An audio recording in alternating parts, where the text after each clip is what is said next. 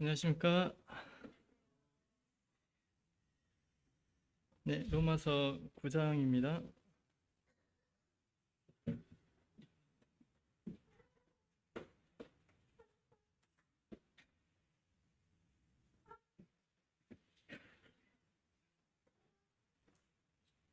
네, 저번 시간에 1절로 18절까지 했고요. 오늘은 19절부터 끝까지 하려고 합니다. 네, 우리가 지금 어디쯤 와 있는가를 다시 한번 생각을 해봐야 되니까 간단하게 로마서 전체적인 걸 이렇게 설명드리면 로마서 1장 17절에서 오직 의인은 믿음으로 말미암아 산다 이렇게 말씀하셔서 사도 바울 자신이 전하는 복음이 어떤 복음인지를 이렇게 설명을 하셨어요. 그리고 이제 17장 이후로 즉 1장 후반부부터 3장 전반부까지 해서 이제 유대인이나 이방인이나 모두 다 죄인이다. 이제 이걸 설명을 하셨어요. 그리고 3장 21절에서 이제 율법의 한 의가 나타났는데 이 의는 율법과 선지자들에 의해서 증거를 받은 것이다. 이렇게 말씀하셔서 자신이 전하고 있는 이 믿음이라는 이 복음은 자신이 만들어낸 게 아니고 구약 성경에도 기록이 되어 있고 선지자들도 말한 내용이다. 이렇게라고 이제 이야기를 합니다. 그리고 이제 4장에서 아브라함과 다윗의 예를 들어서 구약 성경이 믿음으로 말미암아 의를 얻는다는 것을 말하고 있다라고 이렇게 증거를 하죠. 그리고 이제 5장에서는 이러한 믿음으로 말미암아 구원받은 자들이 얻게 되는 실제적인 축복에 대해서 이야기를 했고 6, 7, 8장은 이제 그러한 성도들의 성화의 과정에 대해서 이제 이야기를 했어요. 이제 이렇게 이제 1장부터 8장까지 이 이야기를 들은 유대인들이 그 마음 가운데 이제 불만이 있는 거예요. 이방인들에게 이제 구원이 임했다고 하는데 우리 유대인을 통하지 않고, 왜냐 우리 유대인들이 하나님과 언약을 맺었기 때문에 우리 유대인을 통하지 않고 이방인에게 이 복이 임했다는 것은 말이 되지 않는다. 이러한 생각을 품고 있는 것이죠. 그래서 사도는 그 부분을 설명하기 위해서 이제 9장부터 9장에서 이제 하나님의 주권에 대해서 이야기를 하셨어요. 그래서 지난 시간에 1절부터 18절까지 해서 하나님의 주권에 대해서 말씀을 하셨어요. 하나님은 하고자 하는 자를 긍휼히 여기시고 또 하고자 하는 자를 완악하게도 하실 수 있는 분이다. 이렇게 말씀을 하셨습니다. 그래서 아브라함의 아들들이 여럿이 있지만 그 중에서도 하나님께서는 이삭을 선택을 하셨어요. 또한 이삭의 아들 중에 쌍둥이가 있었는데 이 쌍둥이들이 낳기도 전에 무슨 악한 일이나 선한 일을 하기도 전에 하나님께서 이미 내가 에서를 미워하고 내가 야곱을 사랑한다 이렇게 이야기를 하셨단 말이죠. 성경에서. 그것은 하나님께서 내가 그러한 주권을 가지고 있는, 내가 원하는 대로 누구든지 선택할 수 있는 그런 주권을 가지신 분이라는 것을 구약 성경이 말하고 있다라고 사도는 이제 이야기를 했습니다. 그래서 이제 그 후에 이제 이러한 설명, 사도 바울의 이야기를 들은 이제 사람들이 갖게 되는 이제 의문이 있는 것입니다. 하나님의 주권에 대해서 이야기 들었을 때 의문이 생기는 거예요. 자, 19절이 그 내용입니다. 19절 읽겠습니다. 혹 내가 내게 말하기를 그러면 하나님이 어찌 허물하시느냐 누가 그 뜻을 대적하느냐 하리니. 사도 바울이 하나님의 주권, 하나님 원하시는 대로 하실 수 있다는 주권을 이야기를 하니까 이제 첫 의문이 드는 거죠. 그런 의문이 다 드시지 않나요? 뭐 이렇게 머리로는 이해될 듯 말 듯 하면서 의문이 생기잖아요. 그래도 야곱과 에서는 좀 심하다 이런 생각 안 드세요? 아무 일도 안 했는데. 그래서 이제 이 사도의 이야기를 들은 사람도 동일하게 이야기를 하는 것입니다. 하나님께서 그렇게 하나님의 자의로 이렇게 선택을 하셔가지고 이렇게 했다면 하나님께서 사람의 자유의지나 그들의 선택에 전혀 관계없이 하나님 자유로 이렇게 하셨으니까 그렇다면 하나님께서 그 사람들을 어떻게 책망할 수가 있느냐 이렇게 의문을 품는 것이죠. 뭐 잘못한 것도 없는데 하나님께서 내가 너를 미워해 이렇게 하실 수 있다면 그럼 잘못 안 한 사람들 입장에서는 불만이 생길 거 아닙니까? 내가 뭔 잘못을 했다고 그러세요? 뭐 이렇게 이런 생각이 들겠잖아요. 이러한 생각이 든다는 거예요. 두 번째로는 누가 그 뜻을 대적하느냐. 이제 이걸 표준 세번역본에서는 누가 하나님의 뜻을 거역할 수 있다는 말입니까? 라고 이렇게 기록이 되어 있습니다. 이 말은 하나님의 주권적인 행하심이 인정이 돼서 하는 이야기가 아니고, 하나님이 그렇게 뭐 하셨다면 어쩔 수는 없지만 우리의 사람의 생각과 의지를 완전히 무시하고 그렇게 하셔도 되는 것인가요? 뭐 이렇게 반문을 하는 거예요. 그래서 하나님께서 그렇게 행하셔도 되는 것인가?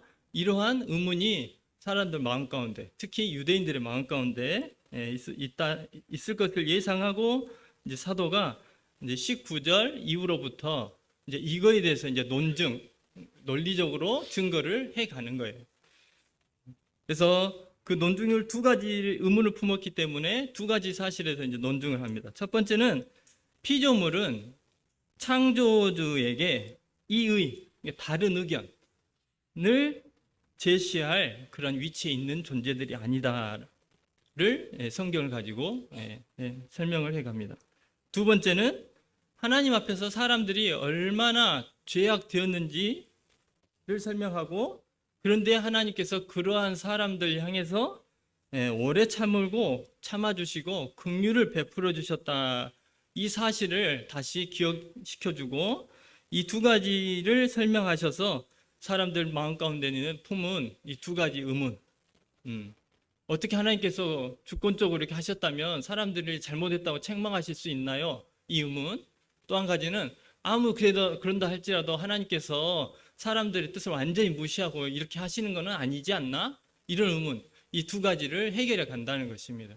그래서 오늘 말씀을 저희들이 공부하고 성도들 마음 가운데도 혹시나 이런 마음이 있다면 이 마음이 해결되는 게 오늘의 목적이겠죠. 네, 뭐 좀 관심이 생기죠? 네, 그런 목표를 가지고 들어주시면 좋겠습니다. 이제 20절 말씀 보겠습니다. 이 사람아, 네가 누구이기에 감히 하나님께 반문하느냐? 반문하느냐는 말대꾸하냐, 이런 표현입니다. 지음을 받은 물건이 지은 자에게 어찌 나를 이같이 만들었느냐 말하겠느냐. 사도는 바로 강하게 나옵니다. 그들 마음 가운데 이런 마음이 있다고 했잖아요. 어떻게 하나님께서 우리를 그러면 주권대로 했으면 어떻게 사람을 책망하실 수 있을까? 막 이렇게 생각할 때 사도는 바로 강하게 이야기합니다. 네가 누구이기? 사도는 이사야서 이제 말씀을 지금 인용한 것입니다. 말씀 인용해서 피조물은 창조주께 질문을 던질 수 없는 자들이라는 거예요. 이해 안 되시죠? 뭐 질문도 못하나? 뭐 이런 생각 드시죠? 학교에서도 다 질문하라고 하는데 하나님 앞에 뭐 궁금한 거 있으면 질문도 못해요? 이런 마음 드시죠? 근데 사도는 피조물은 하나님 앞에 반문할 수 없는 자들이래요. 말대꾸하면 안 된대요. 이거를 달리 제가 이 말씀 생각할 때 이 상황이 떠올랐어요. 국정조사 보시잖아요. 국회의원들이 장관들, 국무총리 이렇게 불러다 놓고 질의를 하잖아요. 자, 일 잘하고 있는지. 제가 좀 충격적이었던 것이 예전에 이낙연 국무총리, 그분 연세가 많으시잖아요. 근데 국민의힘 쪽에서 아주 젊은 여자 의원이 버르장머리 없이 하더라고요. 나와보세요. 그만하세요. 앉으세요. 뭐 이렇게 하면서, 야, 저렇게까지 하면서 국무총리 해야 되나? 막 싶을 정도로 모욕을 주더라고요. 사람이, 피조물이 하나님을 향해서 반문하는 것. 하나님 왜 이렇게 하셨어요? 하나님 이게 왜 이래요? 이게 반문하는 것은 하나님을 국정조사장의 앞에 세워놓고 사람들이 질문을 던지는 것과 똑같다는 거예요.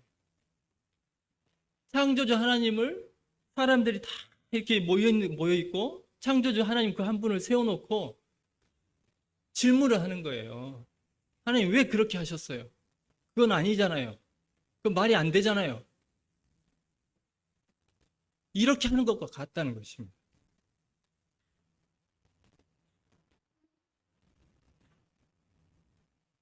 하나님 입장에서는 굉장히 모욕적인 상황이죠. 피조물들이 이렇게 하는 것은 자신들이 어떤 자인지를 모르는 무지함에서 나오는 행동입니다. 창조주를 향한 무례하고도 심히 교만한 행동이 되는 것입니다. 저희들 마음 가운데도 그런 마음이 들죠. 하나님은 모욕감을 느끼시는 거예요. 또한 하나님이 설령 자신을 다 드러내서 설명해 준다 할지라도 우리는 그걸 이해할 수 있는 능력이 없는 자들입니다. 그러니까 교만이죠. 그래서 사도는 이러한 자신의 논증 앞에서 하나님의 주권을 이야기하는 자신의 말 앞에서 의문을 품는 이 사람들 향해서 이 사람아 네가 누구이게라고 강하게 질타를 하고 분을 내고 있는 것입니다. 하나님께서 하고자 하는 자를 긍휼히 여기시고 하고자 하시는 자를 완악하게 하신다는 이 말씀, 9장 18절의 말씀을 들을 때 성도들 마음 가운데 18절과 19절과 같은 이 두 가지 의문이 드십니까? 아니면 20절과 같이 그러한 의문을 품고 있는 사람들 향해서 사도 바울과 같은 의문이 드십니까?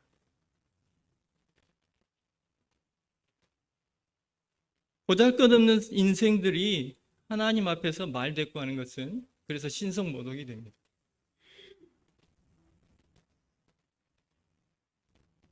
사도는 이러한 자신의 생각을 설명하기 위해서 이사야서에 기록되어 있는 토기장이와 진흙에 관한 예를 인용하고 있습니다.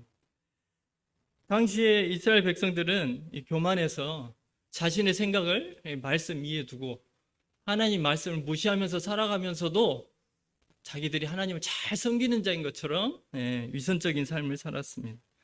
이러한 백성들을 향해서 이사야가 책망하는 말씀이 이사야서 29장 16절입니다. 한번 같이 보겠습니다. 이사야서 29장 16절.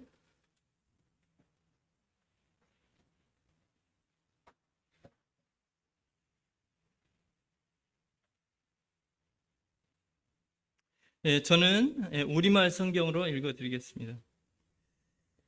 너희가 일들을 뒤집어서 마치 토기장이를 진흙처럼 생각하고 있구나. 만들어진 것이 만드신 분에게 그가 나를 만들지 않았어 라고 말할 수 있느냐? 빚어진 것이 그것을 빚으신 분에게 그는 아무것도 몰라 라고 말할 수 있느냐? 창조된 자가 창조한 분께 그분의 하신 일에 대해서 이의를 제기하는 행위, 이의를 제기한다는 건 하나님 왜라고 이야기를 하는 거예요. 하나님 왜? 이 말씀 보면서 많이 찔렸습니다. 일주일 동안 하나님 왜 저에게, 왜 제게만, 왜 저는 이 말을 했거든요. 하나님께 이의를 제기한 것입니다. 만일 사람이 하나님 하신 일에 대해서 이의를 제기하거나 하나님께서 하신 일에 대해서 그 일에 대해서 설명을 요구한다면 이는 방금 읽은 말씀에서 뭐라고 했습니까? 자신을 토기장이라고 생각하는 것이고 하나님은 한낱 진흙덩이로 생각하는 것과 같다고 지금 이사야 선지자가 이야기를 했습니다.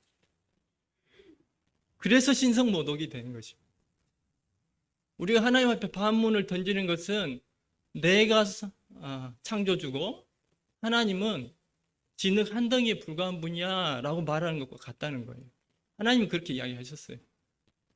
하나님을 진흙으로 만든 거예요. 그러니까 신성모독이죠. 이 얼마나 두려운 말이고 행위입니까? 그래서 사도는 이 사람아 네가 누구이기에 라고 강하게 책망하고 있는 것입니다. 21절로 23절 말씀 읽겠습니다. 토기장이가 진흙 한 덩이로 하나는 귀 있을 그릇을 하나는 천 있을 그릇을 만들 권한이 없느냐. 만일 하나님이 그의 진노를 보이시고 그의 능력을 알게 하고자 하사 멸하기로 준비된, 킹제임스 성경에서는 파멸 받기에 합당한이라고 해석을 했습니다. 준비된 진노의 그릇을 오래 참으심으로 관용하시고는 너그럽게 대해주시고 또한 영광 받기로 예비하신 바 긍휼의 그릇에 대하여 그 영광의 풍성함을 알게 하고자 하셨을지라도 무슨 말을 하리요. 앞에서 사도는 토기장이와 진흙에 관한 말씀을 인용해서 창조주와 피조물의 관계를 설명했습니다. 그리고 21절에서 토기장이가 진흙 한 덩이로 귀 쓸 것 아니면 천이 쓸 것을 만들 권한이 없겠느냐라고 이렇게 말해서 지금까지 쭉 이야기해온 하나님의 주권에 대해서 다시 한번 이야기를 했습니다. 그리고 사도는 이러한 사도의 논증을 들은 사람들이 또 이런 마음을 품을 수 있다고 생각을 한 거예요. 그러면 하나님이 임의로 하나님 마음대로 파괴하기 위해서 저주를 내리고 막 징벌하기 위해서 사람을 창조한 것인가? 라는 이런 마음을 사람들이 또 품을 수 있다는 거예요. 사람들이 그런 이야기 많이 하잖아요. 하나님 왜 그럼 사람을 창조해가지고 지옥에 보내는 거야? 이런 이야기 많이 들으셨잖아요. 이런 마음, 하나님의 주권에 대해서 이야기했을 때 사람들의 반응이 이렇게 나올 수 있다는 것입니다. 그래서 사도는 이러한 반응을 예상하고 22절은 에레미야 18장 내용을 인용한 것이라고 이렇게 분별들을 합니다. 인용하고 있습니다. 지금까지 계속해서 보면 하나님의 주권에 대해서 이야기하면 사도는 또 사람들이 이런 반응을 예견하고 또 이런 설명을 이어가고 또 이런 반응이 나올 걸 생각하고 또 이런 또 설명을 하고 이게 지금 몇 번 반복되는지 모르겠어요. 이 사람들 마음 가운데 얼마나 하나님 두기를 싫어하면 사람들 마음 가운데 얼마나 하나님의 주권을 인정하기를 싫어하면 이 수많은 여러 가지의 것들에 대해서 설명을 하고 있을까 하는 생각이 들더라고요. 운동하기 싫으신 분들은 운동할 수 없는 수없는 이유들을 생각해내잖아요. 오늘 날씨가 너무 좋아서, 오늘 날씨가 너무 추워서, 오늘 날씨가 비가 와서 별별 이유를 다 생각해내듯이 사람들이 그렇다는 겁니다. 성도들 마음 가운데 있을 수도 있습니다. 하나님 주권을 인정하기 싫은 거예요, 이 육신이. 우리들의 마음 가운데 하나님의 주권은 얼마나 인정이 되어지고 있습니까? 또 하나님을 저희들이 어떤 분으로 대우하고 섬기고 있습니까? 에레미야 18장에서 보게 되면 동일하게 토기장이와 진흙의 비유로 이야기가 이어집니다. 하나님께서 에레미야에게 토기장이의 집에 가라라고 이야기를 하세요. 거기 갔더니 토기장이가 물레질을 하고 있습니다. 이게 알잖아요. 도자기 만들 때 발로 이렇게 굴려서 뱅글뱅글 돌게 하는 거. 물레질을 하고 있는데 하다가 자기가 뭐 생각했던 그릇이 있을 거 아니에요. 이렇게 항아리를 이렇게 만들다가 잘못하면 이게 찌그러지든지 원하는 모양이 안 나오잖아요. 그랬더니 토기장이가 그 진흙을 다시 이겨가지고 다시 시작을 하는 거예요. 빚기를 시작을 하는 거죠. 그 모습을 봤습니다. 그 모습을 봤을 때 하나님께서 이제 에레미야 선지자에게 이야기를 이렇게 하셨습니다. 에레미야서 한번 같이 보겠습니다. 에레미야 18장 6절로 12절.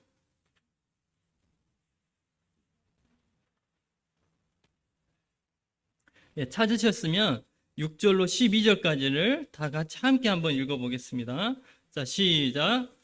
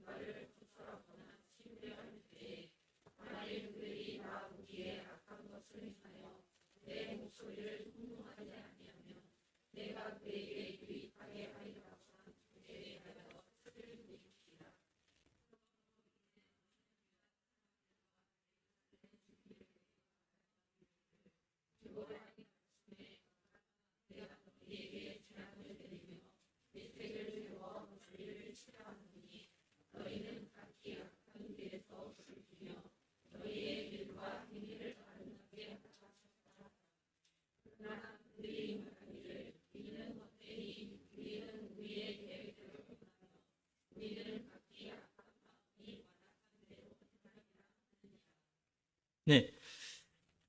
자, 이 말씀은 하나님의 주권에 대해서만 이야기한 게 아니고 앞에서는 하나님의 주권에 대해서 이야기를 했어요. 토기장이처럼 진흙 한 덩이 만들다가 잘 안 되면 다시 진 이겨서 만들면 되잖아. 그런 주권이 나에게 있어 라고 이야기하고, 이제 그 뒷부분에서는 그런데 하나님께서는 그 주권을 행하지 않으셨다라고 이야기를 하고 있습니다. 즉 하나님은 하나님이 가지신 주권과 실제적으로 행하신 그 행위가 그 사이에 차이가 있다는 거예요.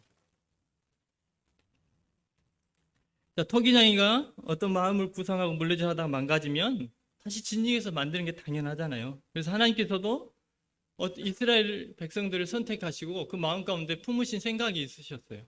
이들을 통해서 뭔가를 계획하신 게 있으셨단 말이죠. 그런데 그들이 하나님의 생각대로 되어지지 않았습니다. 그러나 하나님께서 얼마든지 이 백성들을 버리시고 다시 새로 시작할 수 있는 분이라는 거예요. 그런데 그런 하나님께서 이스라엘 백성들 향해서 뭐라고 이야기를 하셨습니까? 바로 징계하시고 그들을 버리셔도 진멸하시면 되는데, 그렇지 않고 하나님께서 그들에게 이렇게 이야기를 하셨습니다. 내가 너희를 파멸할 계획을 세웠으니까 너희는 악한 길에서 돌이키고 너희 길과 행위를 아름답게 해라. 그럼 내가 내 뜻을 돌이키겠다. 사람들은 하나님이 주권을 이야기했을 때 그건 하나님 사람 이렇게 깨뜨리고 파멸시키려고 창조하신 건가? 이렇게 나온단 말이죠, 반응이. 에서와 야곱 이야기를 들었을 때도 그런 반응이 나온단 말이죠. 하나님께서 그렇게 하실 수 없는 분이라는 이야기가 아니에요. 하나님께서는 얼마든지 그들이 선이나 악을 행하기 전에 이는 택하고 이는 버리실 수 있는 그런 주권을 가지신 분이에요. 우리가 그것을 인정을 해야 돼요. 어떻게 그럴 수가 있어? 이렇게 말할 수가 없단 말이죠. 하지만 하나님께서는 그렇게 하지는 않으셨다는 거예요. 사람들이 하나님의 주권에 대해서 들었을 때 아무리 하나님이시다고 하지만 사람들 향해서 어떻게 그렇게 하실 수가 있냐고 반문을 할 수가 있잖아요. 말대꾸를 하잖아요. 근데 사도는 이렇게 이야기하는 것입니다. 하나님은 그런 권리를, 주권을 가지고 계신 분이야. 그런데 중요한 것은 그분께서 그 주권을 다 사용을 안 하셨어. 그냥 마음 편하게 그 주권을 사용하셔서 고통 안 당하시고 마음 괴로워 안 하시고 그냥 다 파멸해 버리시면 되는데, 그 하나님께서는 계속해서 참고 인내해 주시고 돌이키라고 이야기하시고 파멸을 계속 미루셨다는 거예요. 그런데 하나님께서 이스라엘 백성들에게 너희 길을 돌이켜라.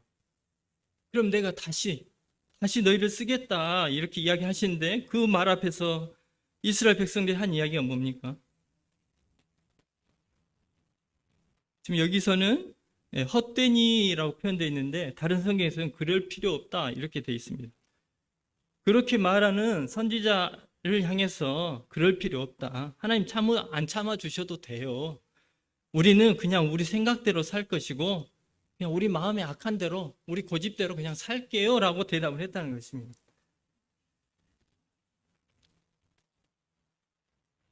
유대인들은 사도가 이제 유대인 너희들은 하나님의 구원에서 배제되어 있고 제쳐져 있고 이제 이방인에게 그 구원이 임했다라고 이렇게 이야기했을 때 그들은 이것을 인정하지 않았어요. 어떻게 우리를 제쳐놓고 이방인에게 구원이 갈 수 있냐라고 반문했단 말이죠. 근데 사도는 이 말씀을 통해서 너희가 그렇게 만들었다고 이야기를 하는 것입니다. 하나님께서 하나님의 주권을 가지고 너희를 버려버리신 게 아니라 너희들이 하나님이 그 주권을 사용하시도록 만들었다는 거예요.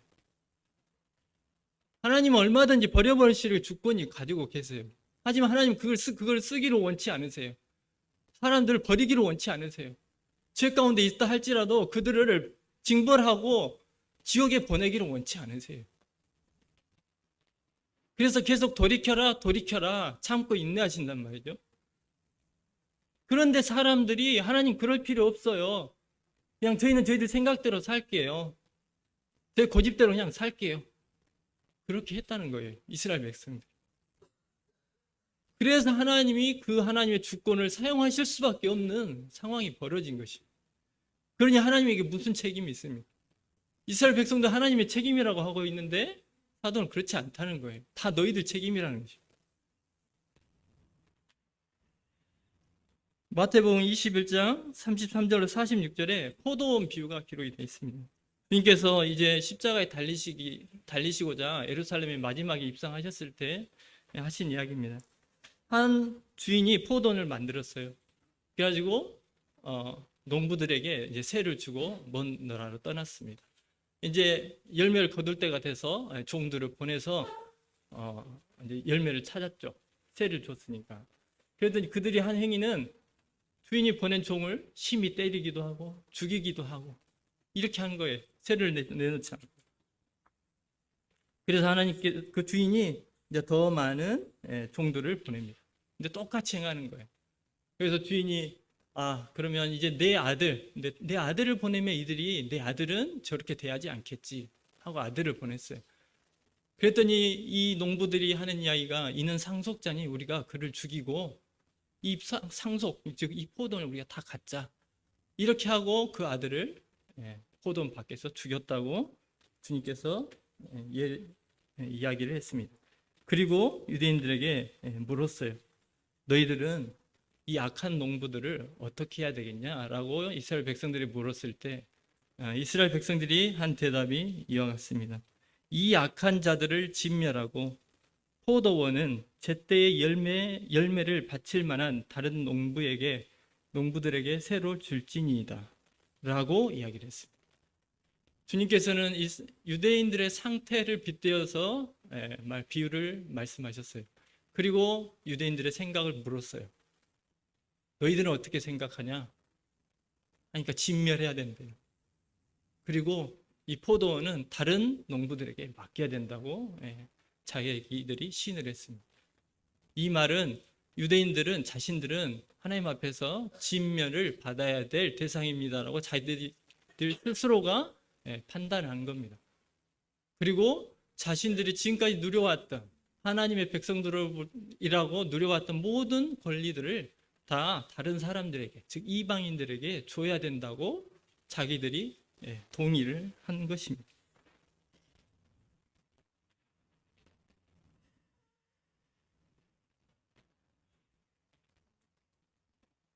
그러니 이제 유대인들은 하나님 앞에 파멸을 당한다 할지라도 불평을 말할 수 없습니다.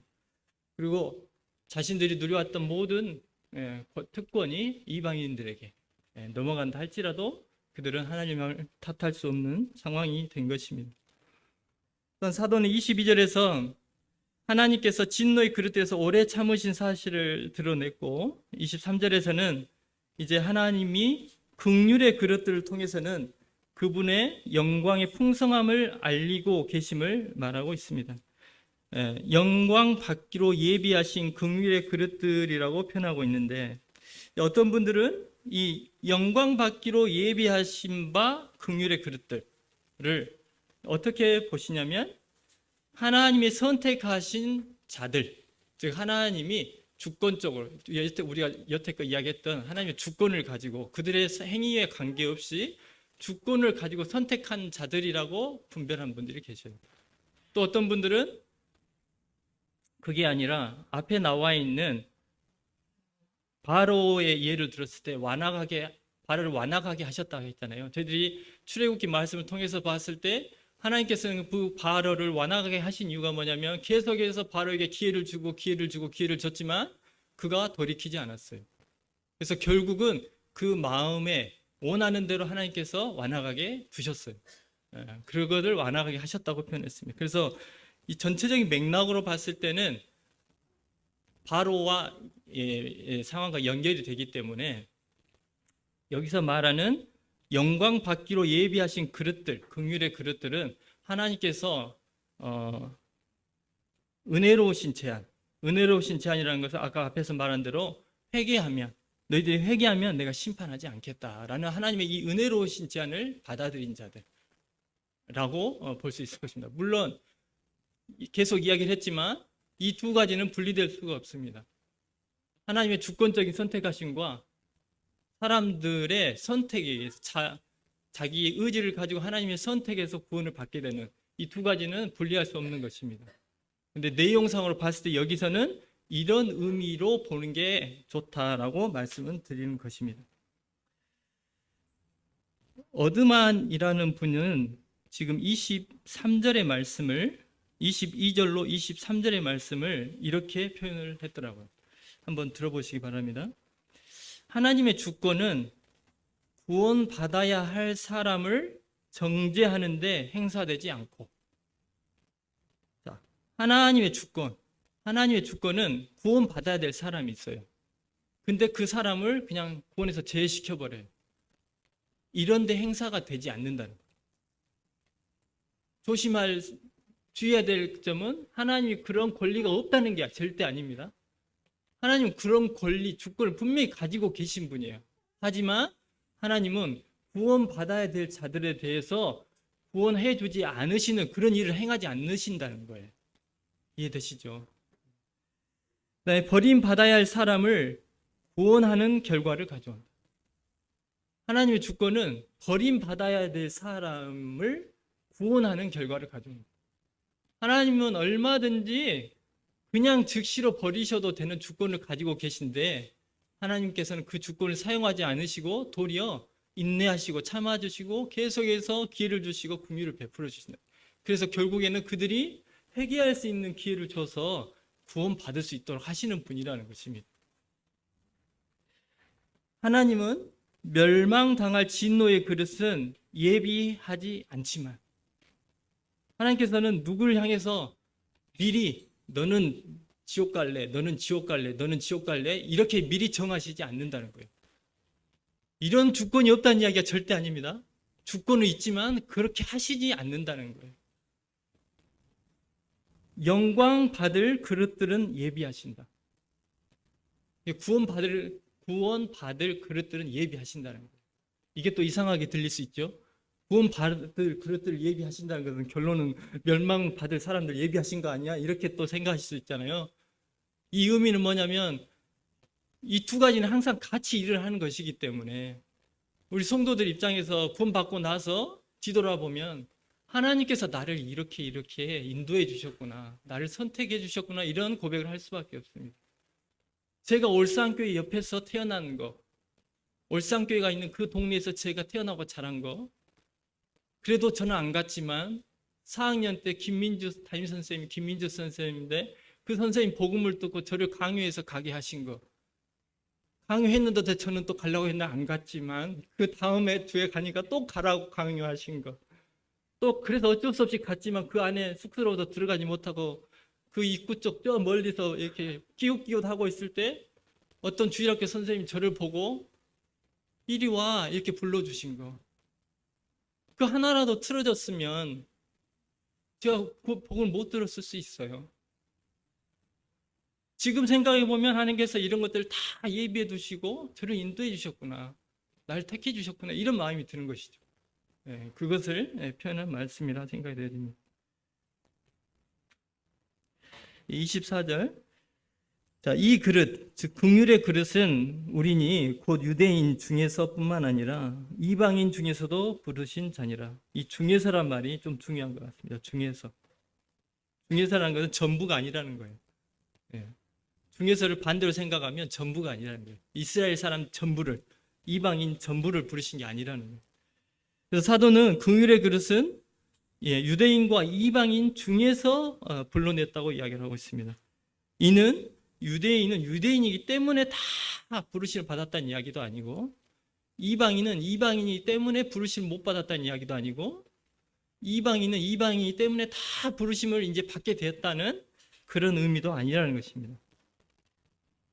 즉 복음의 유익을 얻는 데는 이제 특권층이 존재하지 않게 되었다는 의미의 말씀입니다. 25절. 호세아의 글에도 이르기를 내가 내 백성 아닌 자를 내 백성이라 사랑하지 아니한 자를 사랑한 자라 부르리라. 너희는 내 백성이 아니라 한 그곳에서 그들이 살아계신 하나님의 아들이라 일컬음을 받으리라 함과 같으니라. 사도는 바로 앞구절에서 복음을 유익을 얻는데 이제 특권층이 존재하지 않는다 이렇게 말씀을 하시고, 이제 호세아서의 두 구절 2장 23절과 1장 10절을 인용해서 이러한 특권층이 존재하지 않는다. 이 이스라엘 사람들 마음 가운데, 유대인 마음 가운데는 특권층이 존재한다는 마음을 품고 있잖아요. 왜냐하면 자기들이 특별한 존재라고 생각하니까 하나님의 선택을 입은. 그런데 지금 바로 24절에서는 복음에는 특권층이 존재하지 않는다 이렇게 이야기를 했어요. 이 이야기를 들었을 때 유대인들 좀 놀라겠죠. 왜 안 존재하지. 그게 없어졌다고 이렇게 생각한단 말이죠. 근데 사도는 지금 25절로 26절 호세아서의 말씀을 인용해서 이 특권층이 존재하지 않는다는 거, 이게 특별한 이야기가 아니다, 놀라운 이야기가 아니다, 이방인들을 하나님께서 부르신 이 사실이 그렇게 놀라운 일이 아니다라를 이 호세아서 말씀을 인용해서 말하고 있는 것입니다. 호세아는 북이스라엘에서 활동했던 선지자입니다. 당시 북이스라엘 사람들은 하나님을 버리고 이방신을 섬기고 이방인과 별 다를 바 없는 그런 삶을 살고 있었습니다. 그런데 호세아는 이러한 이스라엘 사람 백성들에게 이제 하나님의 백성으로 그분의 사랑을 받는 자들로 다시 회복될 날에 대해서 말을 한 것입니다. 그런데 그들의 행위가 바뀌어서 그들의 회복을 이야기한 게 아니었습니다. 그들의 행위와 그들의 상과는 관계없이 하나님께서 그들을 다시 불러주시겠다는 거예요. 그들의 행위가 바뀌어서 불러주시고 다시 백성으로 삼아주시고 다시 사랑받는 자들로 삼아주신 게 아니라 그들의 행위와 관계없이 그렇게 해주시겠다고 이야기를 하는 것입니다. 물론 이 호세아서 말씀은 이스라엘 백성들에게 하신 이야기입니다. 근데 사도는 이 말씀을 지금 이방인들에게 적용하고 있는 것입니다. 유대인들이 하나님의 부르심을 입은 것이 그들의 행위에 있지 않고 오직 하나님의 주권적인 긍휼에 있었습니다. 그래서 이러한 하나님의 주권적인 긍휼, 하나님이 주권적으로 베푸시는 이 긍휼이 이방인들에게도 임했다는 거예요. 유대인들이 이방인들을 무시하지만 말씀도 없고 하나님도 모르고 그런 엉망인 삶을 산다고 말을 하지만 너희들도 똑같다. 그런데 너희들도 하나님의 긍휼에 힘입어서 구원을 얻은 것처럼 이제 하나님의 긍휼이 이방인에게도 임했다라고 이야기를 하고 있습니다. 자, 27절로 29절에서는 이사야서를 인용해서 이제 소수의 남은 자를 제외한 대부분의 이스라엘 백성이 하나님으로부터 거절당했음을 보여주고 있습니다. 27절, 또 이사야가 이스라엘에 관하여 외치되 이스라엘 자손의 수가 비록 바다의 모래 같을지라도 남은 자만 구원을 받으리니 주께서 땅 위에서 그 말씀을 이루고 속히 시행하리라 하셨느니라. 27절은 이사야서 10장 22절을 인용한 말씀인데 당시 이스라엘 백성들은 죄와 우상 숭배에 빠져 있었습니다. 그때 하나님께서 내가 이제 아수르를 일으켜서 너희를 징벌하겠다. 그리고 그 징벌로 말미암아서 소수만 살아남게 될 거다. 구원을 받게 될 거다 예언하신 말씀입니다. 사도는 유대인들이 존경하는 이 선지자 이사야의 말을 인용해서 이스라엘 백성이라고 해서 다 구원받는 게 아니라 이스라엘 백성들 가운데서 남은 자, 소수, 일부만 구원받는다는 것이 이상하거나 새로운 생각이 아니라는 거 지금 이야기를 하고 있는 것입니다. 구약에서도 이런 일들은 계속해서 벌어졌다는 거예요. 또한 사도는 이 말씀을 근거로 해서 복음 안에서 유대인들이 제처짐을 당하여 소수에게만 하나님의 긍휼이 임한다고 사도는 이야기하고 있는데 그것이 하나님의 책임이 아니라 구약 시대에 그랬던 것처럼 이것들은 다 너희들의 죄 때문이라고 이야기를 하고 있는 것입니다. 그리고 28절은 이스라엘을 향한 이사야의 예언의 말씀이 아수르와 바벨론을 통해서 이루어진 것처럼 하나님의 심판이 이 시대에도 지금 바울 이 시대에도 속히 실행될 것이다 라고 이야기를 하고 있습니다. 29절, 또한 이사야가 미리 말한 바 만일 만군의 주께서 우리에게 씨를 남겨두지 아니하셨다면 우리가 소돔과 같이 되고 고모라와 같았으리로다 함과 같으니라. 이사야 선지자 말한 것처럼 당시 바울 시대 유대 민족들은 소돔과 고모라와 같이 될 운명을 겪어야 마땅한 그런 사람들이었습니다. 그런데 하나님께서 긍휼의 씨를 남겨두셨다고 이야기를 합니다. 만약 그들이 하나님 앞에서 정직한 마음을 품었다면 자신들을 완전히 진멸치 아니하시고 소수라도 남겨두신 것에 대해서 감사를 올려야 했을 것입니다. 하지만 이 유대인들은 사도가 이야기하고 있는 이 복음은 이제 이방인에게로 넘어갔다. 그리고 이 유대인들에게는 소수만 이제 이 복음을 받아들이고 구원받게 될 거라는 이 말 앞에서 그것은 말이 되지 않는다. 그것은 공의롭지 못하다라고 계속 주장을 하고 있습니다. 그들이 이렇게 주장한다고 해서 하나님 이렇게 행하시는 것은 공의롭지가 못하세요. 저희들과 맺은 언약은 뭐예요? 이렇게 계속해서 주장한다고 해서 하나님은 그 계획을 변개하시거나 취소하시지 않는다는 거예요. 그 하나님은 그 품으신 계획대로 진행해 오고 계시고 앞으로도 진행해 가시고 이루실 것입니다. 자, 30절로 33절에서는 이제 유대인들이 그러면 어떻게 해서 하나님 앞에 제껴짐을 당하게 됐는지, 이방인들은 어떻게 해서 하나님의 긍휼을 얻게 되었는지를 말하고 있습니다. 30절, 그런즉 우리가 무슨 말을 하리요? 의를 따르지 아니한 이방인들이 의를 얻었으니 곧 믿음에서 난 의요, 의의 법을 따라간 이스라엘은 율법에 이르지 못하였느니라. 어찌 그러하냐? 이는 그들이 믿음을 의지하지 않고 행위를 의지함이라. 부딪힐 돌에 부딪혔느니라. 자, 이방인들은 의를 추구하지도 않고 각종 우상을 섬기고 하나님 앞에 관심도 없던 사람들이었습니다. 하지만 중요한 것은 하나님께서 복음을 통해서 이러한 이방인 중에서도 긍휼의 그릇들을 불러내고 계신다는 것입니다. 행위와 상관없이. 그러나 유대인들은 의의 법을 쫓았고 그것을 행하려고 노력했음에도 불구하고 이제 의를 얻지 못하는 자들이 되었습니다. 이처럼 유대인들이 의를 얻지 못하는, 즉 의를 얻는데 실패한 이유가 이 율법이 의를 얻는데 불가능한 도구이기 때문이 아닙니다. 율법을 통해서는 도저히 구원을 받을 수 없는 그런 것을 하나님께서 이스라엘 백성들에 주시고 못 행하니까 너희들은 구원받지 못해 라고 하신 게 아니라는 거예요. 왜냐하면 구약 성경에서 보면 하나님께서 하나님께로부터 의롭다 칭함을 받은 사람들이 기록이 돼 있어요. 율법을 통해서도 얼마든지 의에 이룰 수 있는 것입니다. 근데 중요한 것은 그 율법의 행위에 의한 것이 아니라는 것이죠. 그 율법을 통해서 하나님을 향한 믿음으로 가야 되는데 그들은 믿음으로 가지 아니하고 자신의 행위로 의롭게 되고자 했기 때문에 부딪힐 돌에 부딪히게 된 것입니다.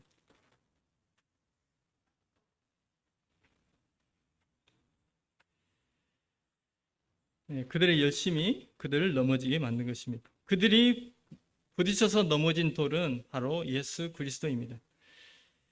유대인들은 그들이 생각하는 메시아의 모습과 예수님의 모습이 맞지 않았어요. 그래서 예수님을 메시아로 인정하지 않았습니다. 주님께서 이스라엘 사람들에게, 유대인들에게 이렇게 이야기하셨어요. 건강한 자에게는 의사가 쓸데없고 병든 자에게라야 쓸데가 있다.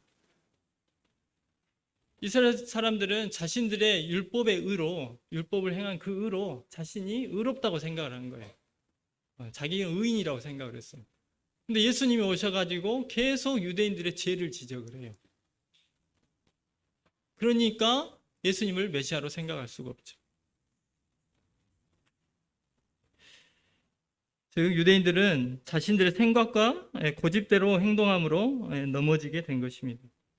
하지만 이방인들은 그리스도 예수를 믿음으로 의를 얻게 된다는 이 복음을 기쁨으로 붙잡아서 의를 얻게 되었습니다. 33절, 기록된 바 보라 내가 걸림돌과 거치는 바위를 시온에 두느니, 걸림돌과 거치는 바위를 다른 성경에 보니까 부딪히는 돌과 걸려 넘어지게 하는 바위라고 이렇게 기록이 되어 있습니다. 그를 믿는 자는 부끄러움을 당하지 아니하리라. 함과 같으니라. 유대인들이 걸려 넘어진 부딪힌 돌을 언급한 후에 사도는 자신의 논증을 확증하기 위해서 이사야서 8장 14절과 28장 16절을 인용하고 있습니다. 이 두 구절은 남유다와 북이스라엘이 하나님을 의지하지 않고 다른 나라, 옆에 있는 강한 다른 나라들을 의지하려고 할 때에 오직 만군의 여호와를 의지하라고 하는 경고의 메시지였습니다. 이 경고에 귀를 기울이지 않는다면 하나님께서는 거친 돌이 되겠다. 하나님께서 경고를 하셨어요. 열방을 의지하지 말고 나를 의지해라. 내가 구원자다. 내가 구원할 수 있다. 이렇게 말씀하셨는데 이 하나님의 말씀을 의지하지 않고 열방을 의지하면 자기 생각대로 가면 하나님께서 그 백성의 거치는 돌이 되겠다. 걸려 넘어지게 하는 내가 돌이 되겠다. 이렇게 말씀하셨습니다. 하지만 나를 신뢰하는 자들에게는 내가, 이사야서는 이렇게 기록되어 있습니다. 나를 신뢰한 자들에게는 내가 귀하고 견고한 기초석이 되겠다라고 이야기를 했습니다. 현재 성도님들의 삶 가운데 거치는 돌이 있습니까? 걸려 넘어지게 하는 돌, 거치는 것 많죠.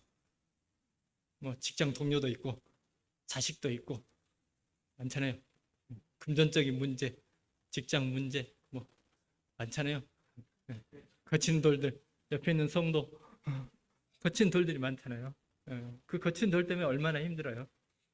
얼마나 괴롭습니다. 그런데 하나님의 말에, 하나님의 경고에 주의하지 않으면 하나님께서 거치는 돌이 되겠대요. 하나님께서 내가 네 인생길 곳곳마다 내가 거치는 돌이 되겠다는 거예요. 얼마나 무서운 말씀입니까? 다른 사람도 아니고, 예를 들어서 제가 익서 형제한테 앙심을 품고 내가 저 형제에 거치는 돌이 돼야지. 마음 먹으면 얼마든지 할 수 있어요. 안 믿으시네?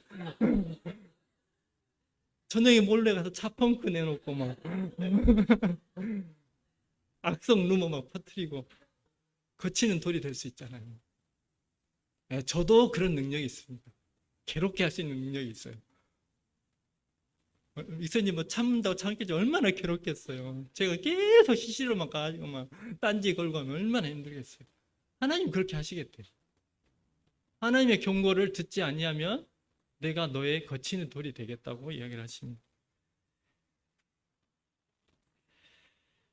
이 말씀처럼 예수님을 메시아로 받아들이는 것을 거부하는 삶, 거부하는 그 사람에게는 큰 불행이 임하는 것입니다. 예수님을 메시아로 받아들이지 않는다면 하나님께서 그 사람에게 거치는 돌과 바위가 되겠대요. 돌도 아니고 이제 바위가 되겠대요. 바위.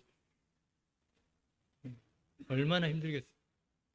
그 최후는 지옥이겠죠.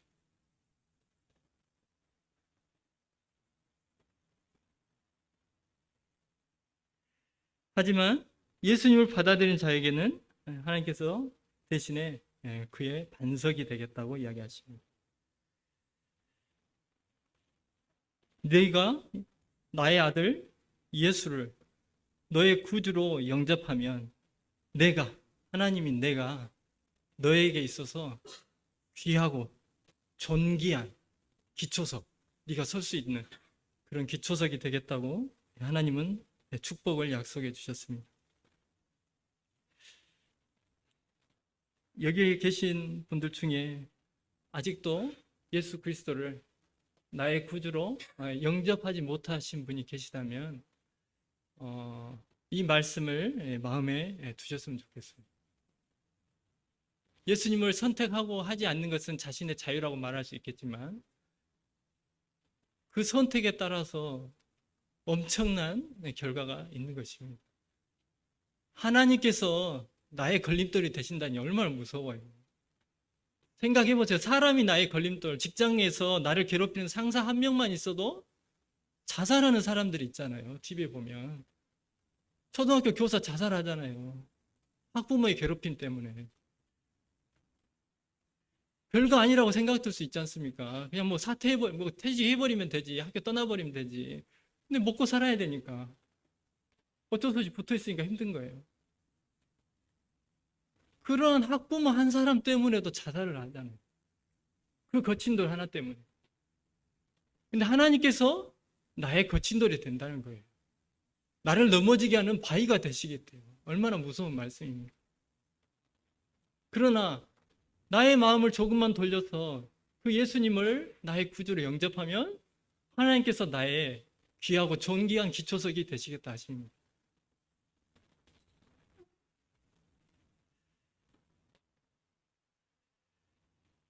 사도는 이스라엘 백성들을 자기 민족인 이스라엘 백성들 생각하면서 지금 이야기를 하는 거예요.